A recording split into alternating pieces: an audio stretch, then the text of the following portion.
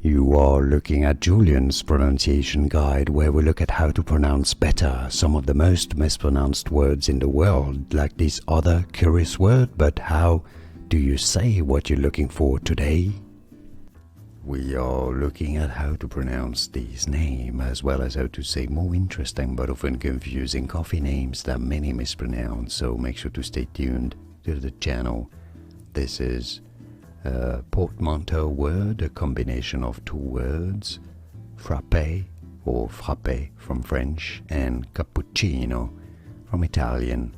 Therefore, it is said as frappuccino, frappuccino, or you could say it to really combine French and Italian, frappuccino, frappuccino.